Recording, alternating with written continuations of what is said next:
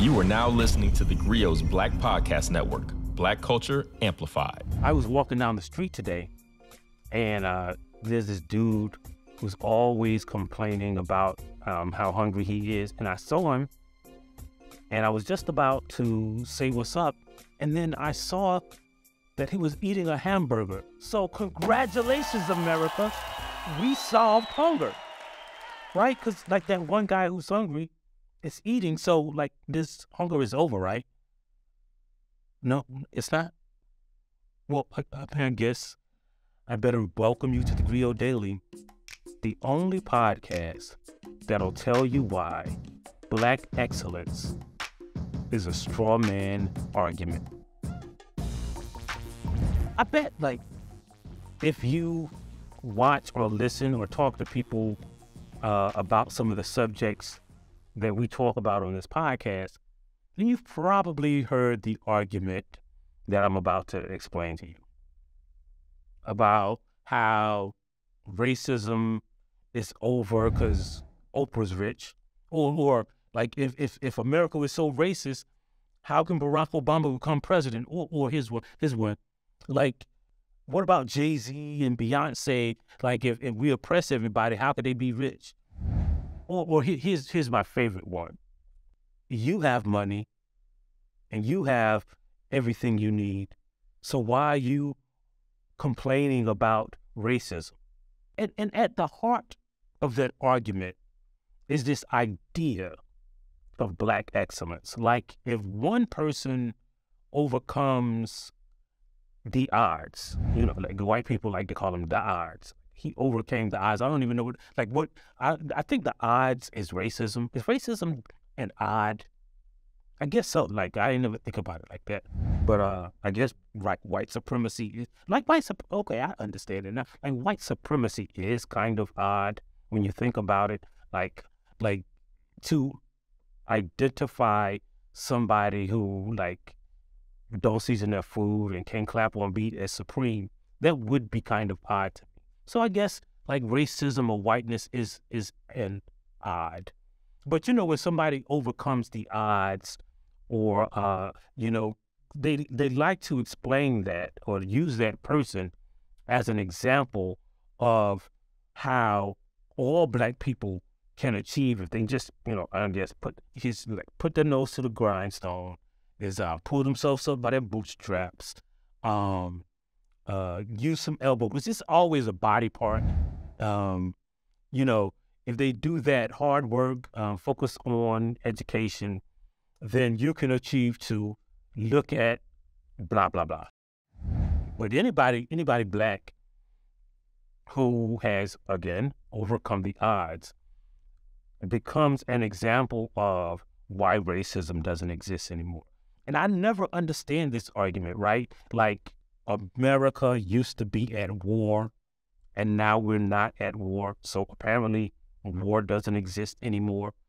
Or, like, one time, for real, and this is true, right? I saw a bird that can swim. So apparently birds are fish now, right? Or when if a bird can't fly, does it mean all the birds stop flying? Birds don't fly anymore, right? The stupidity of that argument, though, again, is based on the idea that one person who slipped through white people's system of oppression becomes the example of how there is no more oppression, right? Like, if you didn't drown in the pool, then apparently all human beings can float now, right? So to dismantle this argument, first of all, you have to understand, like, white people know like 17 successful Black people, right? And not only do they know very few, but the fact that they can literally name like all of the Black billionaires is proof that there is economic oppression in America, right? Like it's some white man right now somewhere who is richer than the richest Black man in America, and like you don't even know his name.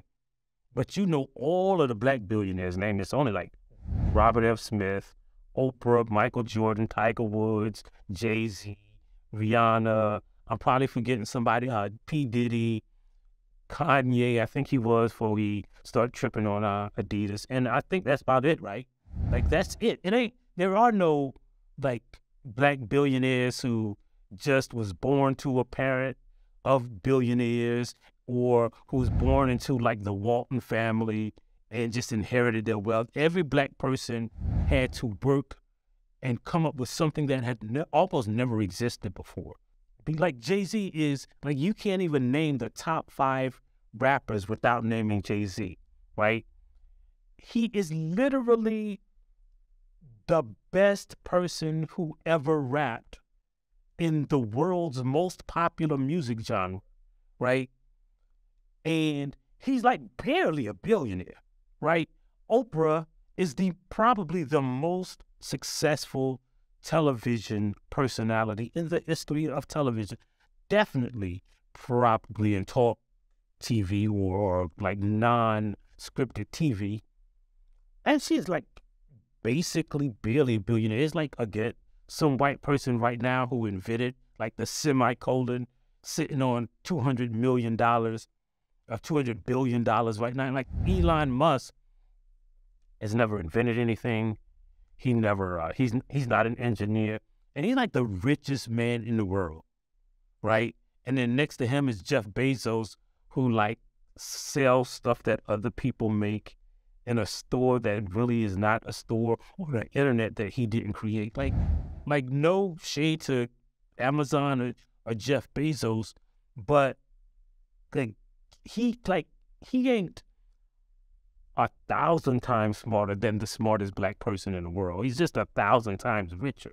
He's not 1,000 times more creative. He's not 1,000 times the businessman that like Robert F. Smith is. He's just a lot richer. And Robert F. Smith isn't proof that any black person can make it in a world where there are so few Robert F. Smith. Like the richest, the smartest black man in America right now probably ain't no billionaire. So these people, even though we celebrate black excellence, it is not proof that America ain't still doing all of the stuff that it has always done throughout its history. What it proves is that by using these specific examples over and over again, and because these examples are so few and far between that white people can name them at the drop of a hat, that oppression, racism still exists. Like, just because like 17 black people escaped the claws of this machine that America created doesn't mean that the machine doesn't exist. And that's why we celebrate black excellence, because, man, it is great to see black people achieve something. But that don't mean that we can emulate whatever they did and do the same thing. And see, that's the crazy part about this country, right? Like, to become successful when you're not burdened with navigating race only requires that you not mess up, right? Like you can snort cocaine and you still can achieve. Like, you know, white people use drugs at a higher rate, right? Because the police arrest black people for drugs at 3 times the rate. So using drugs is not an obstacle for whiteness, right? Like getting a great education is not, like, all they got to do is navigate the better schools and a better education system. And once they finish that, they can get into the colleges that look at those schools and that better education system to pluck from it the people who they want to achieve. But we ain't in those schools. So we got to navigate a lower funded school, a school system that they don't even look at. And if we can get to the top of the pile that they have thrown away, then maybe. But all you got to do is just swim along with the current if you're not Black. And that's why those people are not examples for us. Black excellence has as much to do with the supremacy of whiteness as it has to do with the excellence of Blackness. You got to have a little bit of luck. You got to have some excellence. You got to have some smarts and intelligence and hard work. But that ain't all you need. You need some luck if you're Black. You need to not get swept away by the opposing current. You need to tell your friends about this podcast, though. You need to download that theGrio app. You need to subscribe on every platform you can, and you also need to sit down for a couple more seconds and let me tell you our saying of the day. And today's saying is, Black excellence is redundant, because all Black people are excellent. We'll see you next time on the theGrio Daily. If you like what you heard, please give us a 5-star review, download the theGrio app, subscribe to the show, and share it with everyone you know. Please email all questions, suggestions, and compliments to podcast@thegrio.com.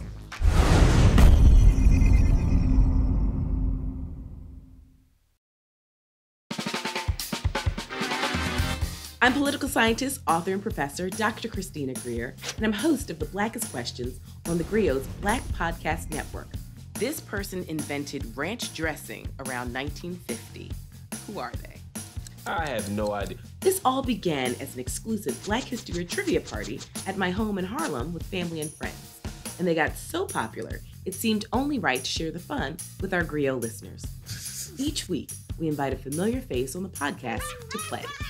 What was the name of the person who was an enslaved chief cook for George Washington and later ran away to freedom? In 1868, this university was the first in the country to open a medical school that welcomed medical students of all races, genders, and social classes. What university was it? No, this is why I like doing stuff with you, because I leave educated. I was not taught this in Alabama public schools. Question number 3, you ready? Yes, let me try to redeem myself. How do we go from Kwanzaa to like these obscure?